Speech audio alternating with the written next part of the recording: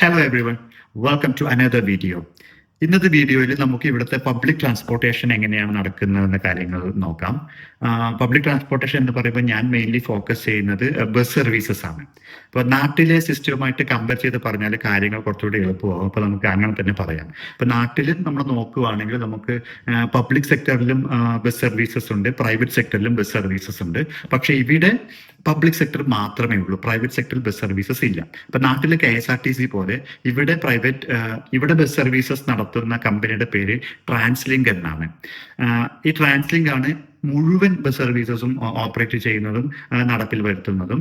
അപ്പൊ നാട്ടില് ഇപ്പൊ KSRTCക്ക് പല തരത്തിലുള്ള ബസ്സസ് ഉണ്ടല്ലോ. ഇപ്പൊ ദീർഘദൂര സർവീസുകളിലേക്ക് മിന്നൽ പോലത്തെ ബസ്സുകളുണ്ട്, പിന്നെ വേണാട്, മലബാർ, അതുപോലെ പല പർപ്പസിനുള്ള പലതരത്തിലുള്ള ബസ് സർവീസസും ഇവിടെയുണ്ട്. പക്ഷെ നാട്ടിലുള്ള അത്രയും വെറൈറ്റീസ് ഓഫ് ബസ് സർവീസസ് ഇവിടെ ഇല്ല. ഇവിടെ കുറച്ച് വെറൈറ്റീസ് ഓഫ് ബസ് സർവീസസ് ആണ് ഇവിടെ ഉള്ളത്. അപ്പൊ അതിൽ മെയിൻലി നോക്കുവാണെങ്കിൽ ഒന്നാമത്തെ ടൈപ്പ് ഓഫ് ബസ് സർവീസ് എന്ന് പറയുന്നത് ട്രാൻസ്ലിങ്ക് മെട്രോ എന്ന് പറയും. ഈ മെട്രോ എന്നതുകൊണ്ട് അവർ ഉദ്ദേശിക്കുന്നത് സിറ്റിക്കകത്തും സിറ്റിയിൽ നിന്ന് വളരെ കുറച്ച് ദൂരത്തേക്കും സഞ്ചരിക്കാനുള്ള ബസ്സുകളാണ് ഈ മെട്രോ ബസ്സസ്. ഈ മെട്രോ ബസ്സസ് എല്ലായ്പ്പോഴും pink colour double decker buses ആയിരിക്കും. രണ്ടാമത്തെ ടൈപ്പ് ഓഫ് ബസ് ട്രാൻസ്ലിങ്ക് അർബി എന്ന് പറയും. അതൊരു ബ്ലൂ കളർ ബസ് ആയിരിക്കും. പേര് സൂചിപ്പിക്കുന്നത് പോലെ അർബൻ ടു അർബൻ, അതായത് ഒരു സിറ്റിയിൽ നിന്ന് വേറൊരു സിറ്റിയിലേക്ക് യാത്ര ചെയ്യാൻ വേണ്ടിയാണ് അർബി ബസ്സസ് ഇവിടെ യൂസ് ചെയ്യുന്നത്. മൂന്നാമത്തെ ടൈപ്പ് ഗ്ലൈഡർ എന്ന് പറയും. ഗ്ലൈഡറിന്റെ ഉദ്ദേശം ഒറ്റത്തവണ കൂടുതൽ യാത്രക്കാരെ കൊണ്ടുപോവുക എന്നുള്ളതാണ്. അതുകൊണ്ട് തന്നെ ഗ്ലൈഡർ വളരെ വലിയൊരു ബസ്സാണ്. 2 ബസ്സസ് കൂട്ടിച്ചേർത്തത് പോലെയുള്ള ബസ്സാണ് ഗ്ലൈഡർ. അതും അർബിനെ പോലെ സിറ്റി ടു സിറ്റിയാണ് പോവുക. ഇത് കൂടാതെ അടുത്തതാണ് ദീർഘദൂര സർവീസസ്. അതിനെ നമ്മൾ ട്രാൻസിറ്റ് ഗോൾഡ് ലൈനർ എന്ന് പറയും. അതായത് നമ്മളിപ്പോൾ ഉള്ളത് നോർത്തേൺ അയർലൻഡിലാണ്.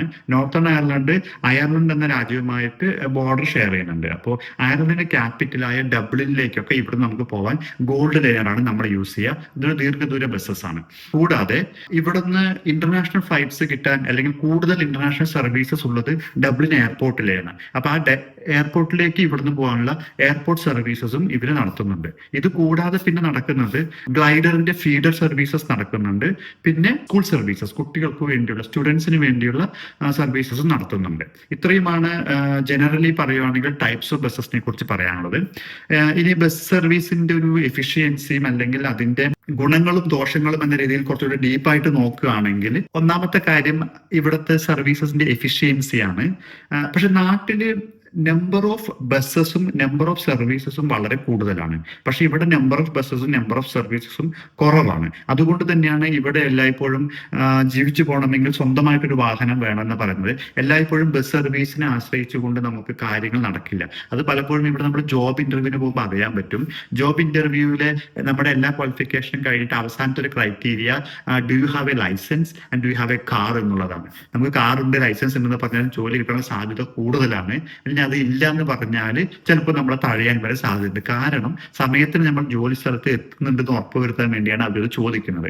എന്തുകൊണ്ടാണ് അങ്ങനെ പറയുന്നത് പറഞ്ഞാൽ സിറ്റിക്ക് അകത്ത് ചിലപ്പോൾ നമുക്ക് വളരെയധികം ബസ്സസ് ഉണ്ടാവും. പക്ഷേ സിറ്റിയിൽ നിന്ന് കുറച്ച് മാറിയൊക്കെയുള്ള സ്ഥലങ്ങളിലേക്ക് പോകണമെങ്കിൽ വളരെ ഗ്യാപ്പ് ഇട്ട് ഒക്കെയാണ് ബസ് ഉണ്ടാവുള്ളൂ. അതുകൊണ്ടാണ് ഇങ്ങനത്തെ ഒരു കാര്യം. അപ്പൊ നാട്ടില് പബ്ലിക് ട്രാൻസ്പോർട്ട് സിസ്റ്റം സ്ട്രോങ് ആണ്, പക്ഷെ ഇവിടെ കുറേ എഫിഷ്യന്റ് ആണ് എന്നാണ് ഞാൻ പറയാം. അപ്പൊ അതിന്റെ കാര്യങ്ങൾ പറയുകയാണെങ്കിൽ എത്രത്തോളം യൂസർ ഫ്രണ്ട്ലി ആണ് എന്നുള്ളതാണ് ഇവിടുത്തെ സർവീസസിന്റെ ഒരു മെയിൻ ഗുണം എന്ന് എനിക്ക് തോന്നിയിട്ടുണ്ട്. ഇപ്പൊ അത് പറയുകയാണെങ്കിൽ ഏറ്റവും ആദ്യം നമ്മൾ ബസ്സിൽ കയറുന്നതും ഇറങ്ങുന്നതിനെ കുറിച്ച് തന്നെ പറയാം.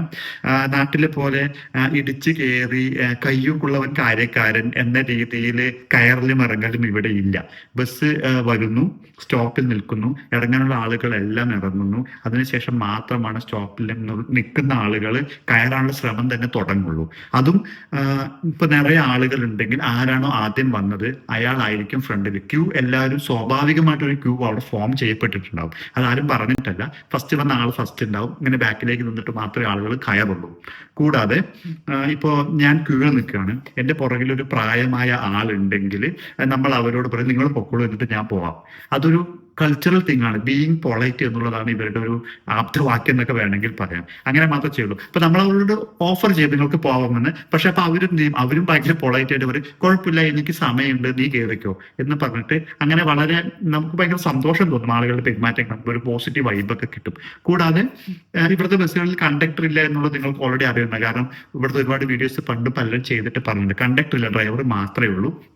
അപ്പൊ നമ്മൾ കയറുമ്പോൾ തന്നെ ഡ്രൈവറുടെ കയ്യിൽ പൈസ കൊടുത്ത് ടിക്കറ്റ് വാങ്ങിക്കാം, അല്ലെങ്കിൽ നമുക്ക് നമ്മുടെ കാർഡോ ഫോണോ ടാപ്പ് ചെയ്യാനുള്ള മെഷീനും അവിടെ തന്നെ ഉണ്ടാവും. അപ്പൊ അതിൽ ടാപ്പ് ചെയ്തിട്ടാണ് കയറുക. അപ്പോൾ ഒരാൾ ബസ്സിനകത്ത് കയറി ടിക്കറ്റ്, പ്രായമായ ആളുകൾ പലപ്പോഴും കാർഡ് യൂസ് ചെയ്യില്ല, അവര് ക്യാഷ് ആയിരിക്കും കൊടുക്കുക. അപ്പൊ ക്യാഷ് കൊടുക്കുമ്പോൾ ഡ്രൈവർ ടിക്കറ്റ് എടുത്ത് അതിന്റെ ചേഞ്ച് എടുത്ത് കൊടുത്ത ശേഷമാണ് അവർ അങ്ങോട്ട് മൂവ് ചെയ്യുക. ആ വ്യക്തി അവിടെ നിന്നിട്ട് അങ്ങോട്ട് മൂവ് ചെയ്താൽ മാത്രമേ പുറത്ത് നിൽക്കുന്ന രണ്ടാമത്തെ ഉള്ള അതിനകത്തോട്ട് കയറുള്ളൂ.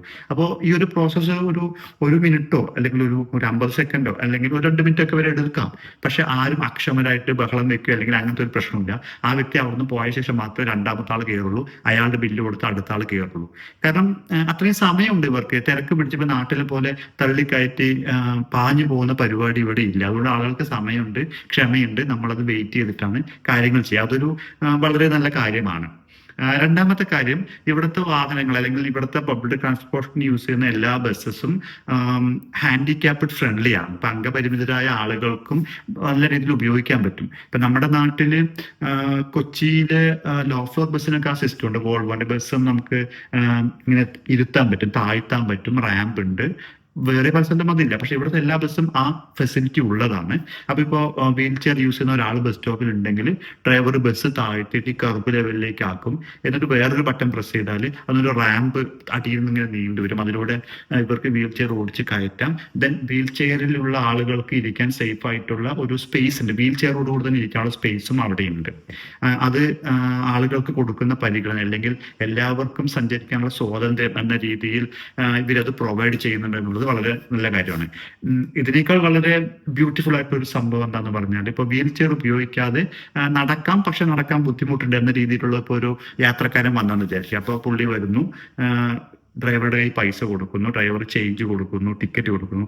അവരിവിടുന്ന് നടന്നു പോയി അവിടെ പോയി ഒരു സീറ്റിൽ ഇരുന്ന് കംഫർട്ടബിൾ ആയി എന്ന് ഉറപ്പുവരുത്തിയ ശേഷം മാത്രമാണ് ഡ്രൈവർ വണ്ടി മുന്നിട്ടെടുക്കുള്ളൂ. അല്ലാതെ നമ്മൾ നടന്നു പോകുമ്പോൾ വണ്ടി എടുത്ത് നമ്മൾ വീഴാൻ പോകുന്ന സാഹചര്യം, അങ്ങനത്തെ പരിപാടികളില്ല. അതൊക്കെ ആളുകൾക്ക് കൊടുക്കുന്ന, ഒരു രാജ്യം അതിന്റെ സിറ്റിസൺസിന് കൊടുക്കുന്ന പ്രിവിലേജ് ആയിട്ട് തോന്നിയിട്ടുണ്ട്.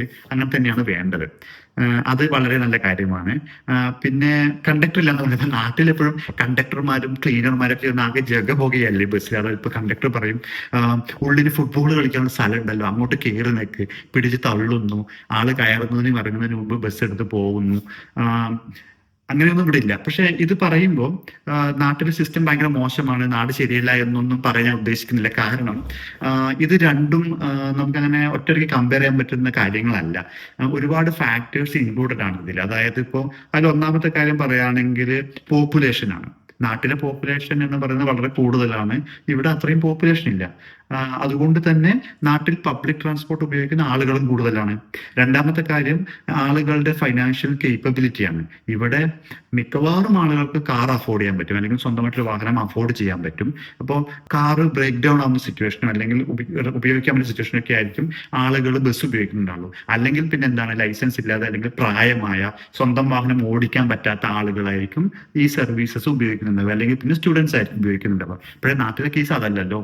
സ്വന്തമായിട്ട് വാഹനം അഫോർഡ് ചെയ്യാനുള്ള ആളുകളുടെ എണ്ണം വളരെ കുറവാണ്. അപ്പൊ എല്ലാവരും പബ്ലിക് ട്രാൻസ്പോർട്ടാണ് യൂസ് ചെയ്യുന്നത്. അപ്പൊ അതിന്റെ പ്രഷർ ബസ് ഡ്രൈവർക്കും കണ്ടക്ടേഴ്സിനും ഉണ്ട്. കൂടാതെ അവിടെ പ്രൈവറ്റ് സെക്ടറും പബ്ലിക് സെക്ടറും കോമ്പറ്റീഷൻ ഉണ്ട്. ഇവർക്കെല്ലാം വളരെ കുറഞ്ഞ സെക്കൻഡുകളാണ് കൊടുത്തിരിക്കുന്നത് ഓരോ സ്റ്റോപ്പിലെത്താൻ. അപ്പൊ അവര് ആളെ പിടിക്കാനും സർവീസിന് വേണ്ടി പാഞ്ഞു പോകുന്നു, ഇങ്ങനെയൊക്കെ പറയുന്നു. അപ്പൊ അത് നമുക്കങ്ങനെ കമ്പയർ ചെയ്ത് അത് മോശമാണെന്നൊന്നും പറയാൻ പറ്റില്ല. പക്ഷെ എന്നാലും ആളുകളുടെ സേഫ്റ്റിയെ കുറിച്ച് ഓർക്കാതെ ഇറങ്ങുന്നതിന് മുൻപ് വണ്ടി എടുത്ത് ബസ്സിന്റെ ടയറിനിടയിൽ പോയി മരണം സംഭവിക്കുന്നു. അത്തരം കാര്യങ്ങളൊക്കെ നിയന്ത്രിക്കപ്പെടേണ്ടത് തന്നെയാണ് നാട്ടില്. അപ്പോ ഇതാണ് ഈ ഒരു കംഫർട്ടിന്റെ കാര്യത്തിൽ പറയാനുള്ളത്. പിന്നീട് വേറൊരു കാര്യം, അതായത് യാത്രക്കാർക്ക് പ്രയോറിറ്റി അല്ലെങ്കിൽ അവർക്ക് മുൻഗണന കൊടുക്കുന്നുണ്ട് എന്ന് തോന്നുന്ന തരത്തിൽ ഇവിടെയുള്ള ഒരു കാര്യം ബസ് ലയൻസ് ആണ്. അതായത് എല്ലാ റോഡിലും അല്ലെങ്കിൽ ബസ് സർവീസ് നടക്കുന്ന റോഡുകളിൽ മറ്റു വാഹനങ്ങൾക്ക് പോകേണ്ട ലൈനിന് പുറമെ ബസ്സുകൾക്ക് പോകാൻ വേണ്ടി മാത്രം ഒരു ലൈൻ, ബസ് ലൈൻ എന്ന രീതിയിൽ മാറ്റി വെച്ചിട്ടുണ്ടാവും. അതിലേക്ക് വേറെ പ്രൈവറ്റ് വാഹനങ്ങൾ കയറാൻ പറ്റില്ല. ആ ലൈനിൽ ബൈക്ക് ഓടിക്കുന്നവർക്ക് പോവാം, ആംബുലൻസിന്, പോലീസിന് അല്ലെങ്കിൽ ഫയർ എഞ്ചിൻ സർവീസ് അവർക്ക് ആ ലൈൻ എപ്പോൾ വേണമെങ്കിലും യൂസ് ചെയ്യാം. അല്ലാത്ത ആളുകൾ അത് യൂസ് ചെയ്യാൻ പാടില്ല. കാരണം എന്താന്ന് പറഞ്ഞാൽ, ഇപ്പോൾ പീക്ക് ടൈം, പ്രത്യേകിച്ച് മോർണിംഗിലും ഈവനിങ്ങിലും, ഓഫീസ് ടൈം തുടങ്ങുന്നതിനും ഓഫീസ് ടൈം വിട്ടതിന് ശേഷം നല്ല ട്രാഫിക് ആയിരിക്കുമ്പോൾ നല്ല ബ്ലോക്ക് ഉണ്ടാവും. പക്ഷെ ഒരിക്കലും പബ്ലിക് ട്രാൻസ്പോർട്ട്, ബസ് പോകുന്ന റോഡുകൾ ഒരിക്കലും ബ്ലോക്ക് ആവില്ല. അവർക്ക് എപ്പോഴും പോയിക്കൊണ്ടേ ഇരിക്കാൻ പറ്റും. അത് മീൻസ് എന്തുകൊണ്ടാണ് അത് വളരെ നല്ല സിസ്റ്റം ആവുന്നതെന്ന് പറഞ്ഞാൽ, ഇപ്പോൾ സ്വന്തമായിട്ട് വാഹനമുള്ള ആൾ രാവിലെ ഓഫീസിലേക്ക് പോകുന്നതായിരിക്കുക, അപ്പോൾ നല്ല ട്രാഫിക് ബ്ലോക്ക് ഉണ്ട്, അയാൾക്ക് സമയം നഷ്ടപ്പെടുന്നുണ്ട്. പക്ഷെ ഈ ബ്ലോക്ക് കഴിഞ്ഞ് നല്ലൊരു റോഡ് എത്തുമ്പോൾ അയാൾക്ക് സ്പീഡ് കൂട്ടിയിട്ട് ഇവിടെ നഷ്ടപ്പെട്ട സമയം തിരിച്ചു പിടിക്കാൻ പറ്റും. പക്ഷെ ഒരു ബസ്സിൽ പോകുന്ന വ്യക്തിക്ക് അത് പറ്റില്ലല്ലോ. അപ്പോൾ ചിലപ്പോൾ ഈ ബസ്സിൽ പോകുന്ന വ്യക്തിക്ക് ബസ് സ്റ്റോപ്പിൽ ഇറങ്ങിയിട്ട് ചിലപ്പോൾ കുറച്ചു ദൂരം നടന്നിട്ടായിരിക്കണം അവർക്ക് എത്തേണ്ട സ്ഥലത്ത് എത്തുക, അല്ലെങ്കിൽ അവിടെ ഇറങ്ങി വേറൊരു ടാക്സി വിളിച്ചായിരിക്കണം എത്തേണ്ടത്. അപ്പോൾ അവർക്ക് നഷ്ടപ്പെട്ട സമയം ഈ ബസ് സ്വന്തമായി വണ്ടിയുള്ള ആളെ പോലെ മാനേജ് ചെയ്യാൻ പറ്റില്ല. അതുകൊണ്ട് അവർക്ക് ഒരിക്കലും തടസ്സം ഉണ്ടാവാതെ അവരെ കൊണ്ടുപോകുന്നുണ്ട്. ഇതൊക്കെ ഒരു രാജ്യം അതിന്റെ പ്രജകൾക്ക് കൊടുക്കുന്ന ഗുണങ്ങൾ അല്ലെങ്കിൽ പ്രയോറിറ്റി എന്ന രീതിയിൽ കാണുന്നത് അത് വളരെ നല്ലൊരു കാര്യമായിട്ട് തോന്നിയിട്ടുണ്ട്. ഇതിനെല്ലാം പുറമെ വളരെ അത്ഭുതകരമായി തോന്നിയത്, പ്രത്യേകിച്ചും നമ്മൾ ആദ്യമായിട്ട് ഇവിടെ എത്തിയ സമയത്ത് ഈ മുഴുവൻ ബസ്സുകളുടെ സമയവും ഗൂഗിൾ മാപ്പിൽ അപ്ഡേറ്റഡ് ആണ്. സമയം മാത്രമല്ല, അതിന്റെ റൂട്ട് എവിടുന്ന് സ്റ്റാർട്ട് ചെയ്യുന്നു, എവിടെ അവസാനിക്കുന്നു, അതിനും പുറമെ ഓരോ സ്റ്റോപ്പുകൾ വരെ ഇതിനകത്ത് മെൻഷൻ ചെയ്തിട്ടുണ്ടാവും. അത് പ്രത്യേകിച്ച് നമ്മളെ പോലെ ഒരു പരിചയമില്ലാത്ത ഈ സ്ഥലത്ത് വരുന്ന ആളുകൾക്ക് വളരെ ഉപകാരപ്രദമാണ്. ഈ ഒരു മാപ്പ് മാത്രം ഉണ്ടെങ്കിൽ നമുക്ക് എവിടെ വേണമെങ്കിലും പോകാൻ പറ്റും. അപ്പൊ നമ്മൾ ഏത് സ്റ്റോപ്പിൽ നിന്ന് ഏത് നമ്പർ ബസ് കയറണം, ഏത് സ്റ്റോപ്പിൽ ഇറങ്ങി എത്ര ദൂരം നടക്കണം, അങ്ങനെ എല്ലാ കാര്യങ്ങളും അപ്ഡേറ്റ് ചെയ്തിട്ടുണ്ടാവും. അത് വളരെ യൂസ്ഫുൾ ആയിട്ടുള്ള ഒരു കാര്യമായിരുന്നു. ഈ ബസ് സ്റ്റോപ്പുകളെ കുറിച്ച് പറയുകയാണെങ്കിൽ, ഇപ്പൊ നിങ്ങൾ കണ്ടുകൊണ്ടിരിക്കുന്ന ഇതാണ് ഇവിടുത്തെ ബസ് സ്റ്റോപ്പ്. എല്ലായിടത്തും ഇങ്ങനെ ഉണ്ടായിക്കൊള്ളുന്നത്, ചിലയിടത്ത് വെറും ഒരു പോസ്റ്റും അവിടെ ഏത് ബസ് വരും എന്നുള്ളൊരു ബോർഡ് മാത്രമേ ഉണ്ടാവുള്ളൂ. ഇത് നോക്കുമ്പോൾ നാട്ടിലെ ബസ് സ്റ്റോപ്പ് വളരെ നല്ലതാണ്. കാരണം ഇതിപ്പോ ഈ ഗ്ലാസ് കൂടിനകത്തൂടെ മഴയൊക്കെ പെയ്യുമ്പോൾ വെള്ളമൊക്കെ ഒറ്റും, നമ്മൾ നനയും. പക്ഷെ നാട്ടില് വളരെ നല്ല ഷെൽട്ടേഡ്, ഇരിക്കാൻ നിറയെ സ്ഥലമുള്ള വളരെ നമ്മൾ സിറ്റൗട്ട് പോലത്തെ ബസ് സ്റ്റോപ്പുകളെ കണ്ടിട്ടുണ്ട്. അങ്ങനെ നോക്കുമ്പോൾ നാട്ടിലെ ബസ് സ്റ്റോപ്പ് സിസ്റ്റമാണ് നല്ലതെന്ന് തോന്നിയിട്ടുണ്ട്. വേറൊരു കാര്യം എടുത്തു പറയേണ്ടത്, നാട്ടില് സ്റ്റുഡൻസ് ബസ്സിൽ കയറുന്നത് വളരെ പ്രശ്നമാണല്ലോ. അവരെ മാറ്റി നിർത്തുന്നു. അവർക്ക് ഹാഫ് ചാർജ് ആയതുകൊണ്ട് അവർക്ക് ആദ്യം കയറാൻ പറ്റില്ല, കയറിയാൽ സീറ്റിൽ ഇരിക്കാൻ പറ്റില്ല. കണ്ടക്ടറിന്റെയും ക്ലീനറിന്റെയും എല്ലാം ദേഷ്യത്തോടുള്ള നോട്ടും വർത്തമാനവും ഒക്കെ സഹിക്കണം. അത്തരം ബിഹേവിയർ ഇവിടെ ഇല്ല. ഇവിടെ കുട്ടികൾക്ക് 50% ഓഫിൽ ഏത് ബസ്സിലും യാത്ര ചെയ്യാൻ പറ്റും. അതുകൂടാതെ തന്നെ അവർക്ക് വേണ്ടി മാത്രം ഇവിടുത്തെ എഡ്യൂക്കേഷൻ ഡിപ്പാർട്ട്മെന്റും ട്രാൻസ്ലിങ്കും കൂടി ചേർന്നിട്ട് സ്കൂളിന്റെ മോർണിംഗ് ടൈമിൽ കുട്ടികൾ സ്കൂളിൽ പോകുന്ന സമയത്തും സ്കൂൾ വിട്ട് വൈകുന്നേരം തിരിച്ചു പോകുന്ന സമയത്തും ഈ മെട്രോ ബസ്സസ് തന്നെ സ്കൂൾ ബസ്സസ് ആയിട്ട് അവർ ഓടിക്കുന്നുണ്ട്. എഡ്യൂക്കേഷൻ അതോറിറ്റിക്ക് വേറെ അവരുടേതായ സ്വന്തം സ്കൂൾ ബസ്സുകളുണ്ട്. അത് കൂടാതെ ഇങ്ങനെയും ഓടിക്കുന്നുണ്ട്. അപ്പൊ ഈ ബസ്സുകളിൽ പോകാൻ വേണ്ടി കുട്ടികൾ വർഷത്തിനോ മാസത്തിനോ ഒരു പാസ് എടുത്താൽ മതി. അത് കുട്ടികൾക്ക് വളരെ നല്ല സൗകര്യകരമാണ്. പിന്നെ ഇപ്പോൾ സ്കൂൾ ബസ് അല്ലാതെ സാധാരണ ബസ്സിലാണെങ്കിലും അവർക്ക് ഇരിക്കാനോ ആദ്യം കയറാനോ അങ്ങനത്തെ വേർതിരിവും കാര്യങ്ങളൊന്നും ഇല്ല. കുട്ടികളെയും ഈക്വലായിട്ട് തന്നെയാണ് ഇവിടെ ട്രീറ്റ് ചെയ്യുന്നത്. ട്രാൻസ്ലിങ്ക് മെട്രോ ബസ്സും ട്രാൻസ്ലിങ്ക് അർബി ബസ്സും ഗോൾഡ് ലിനർ ബസ്സും ഒക്കെ നമ്മുടെ നാട്ടിലുള്ള പോലത്തെ തന്നെയാണ്. അപ്പൊ അതിനെക്കുറിച്ച് അധികം പറയേണ്ട കാര്യമില്ല. പക്ഷെ ഈ ഗ്ലൈഡർ എന്ന് പറയുന്നത് ഞങ്ങൾ ആദ്യമായിട്ട് ഇവിടെ വന്നപ്പോൾ ഞങ്ങൾക്കും ആദ്യമായിട്ടുള്ള ഒരു അനുഭവമായിരുന്നു. മീൻസ് മെട്രോയും അർബിയൊക്കെ ഡബിൾ ഡെക്കർ ബസ്സാണ്. ഇപ്പൊ നാട്ടിൽ ഡബിൾ ഡെക്കർ ബസ് ഒന്നും കണ്ടിട്ടില്ല. ആദ്യം അതിലൊരു ക്യൂരിയോസിറ്റി ഉണ്ടായിരുന്നു, അത് നൈസാണ്. പക്ഷെ ഗ്ലൈഡർ കുറച്ചുകൂടെ ഒരു കൗതുകം നമുക്ക് ഉണ്ടാക്കുന്ന തരത്തിലുള്ളൊരു സിസ്റ്റമാണ്. അതായത് രണ്ട് ബസ്സിനെ കൂട്ടി യോജിപ്പിച്ച് നടുവിൽ ട്രെയിനിന്റെ ബോഗി പോലെ ഇങ്ങനെ വളയാനും തിരിക്കാനൊക്കെ പറ്റുന്ന തരത്തിലുള്ള സെറ്റപ്പ് ഉള്ള ഒരു ബസ്സാണ് ഗ്ലൈഡർ എന്ന് പറയുന്നത്. എന്താണ് ഗ്ലൈഡറിന്റെ പ്രത്യേകത എന്ന് പറഞ്ഞാൽ, യൂറോപ്പിലെ വേറെ പല നഗരങ്ങളിലും ട്രാം സിസ്റ്റം ഉണ്ട്. അത് ഇതുപോലെ നീളമുള്ള ഒരു സെറ്റപ്പാണ്. പക്ഷെ ഇവിടെ ട്രാം ഇല്ല. അപ്പൊ ട്രാമിന് പകരമാണ് ഗ്ലൈഡർ വന്നതെന്നാണ് എനിക്ക് തോന്നിയിട്ടുള്ളത്. അപ്പോൾ ഇതിലും യാത്ര ഭയങ്കര സുഖമാണ്. ബാക്കി ബസ്സുകളിലും ഡബിൾ ഡെക്കർ ആണെങ്കിൽ ഗ്ലൈഡർ ഡബിൾ ഡെക്കർ ഒന്നുമല്ല, പക്ഷെ നല്ല നീളം കൂടുതലാണ്. ഇപ്പോൾ നല്ല ബ്യൂട്ടിഫുൾ ഡിസൈൻ ആണ്, നല്ല കളർ സ്കീം ഒക്കെ ആയിട്ട് എപ്പോഴും കണ്ടു നിൽക്കാൻ നല്ല കൗതുകമാണ്. ഗ്ലൈഡറിന്റെ കാര്യം പറയുമ്പോൾ അതിന്റെ കൂടെ കൂട്ടിച്ചേർത്ത് പറയാനുള്ളത്, ഇത് വളരെ വലിയ ബസ് ആയതുകൊണ്ട് തന്നെ റെസിഡൻഷ്യൽ ഏരിയയിലും ചെറിയ റോഡുകളിലൊന്നും ഈ ബസ് കൊണ്ടുപോകാൻ പറ്റില്ല. അപ്പോൾ ഇവരെന്താണ് ചെയ്തിരിക്കുന്ന സിസ്റ്റം എന്ന് പറഞ്ഞാൽ, സിറ്റി സെൻട്രലിൽ ഗ്ലൈഡറിന് ഒരു ബസ് സ്റ്റാൻഡ് ഉണ്ട്. അതുപോലെ ഇത് പോകുന്ന വേറൊരു സിറ്റിയിലും ഇതിനൊരു ബസ് സ്റ്റാൻഡ് ഉണ്ട്.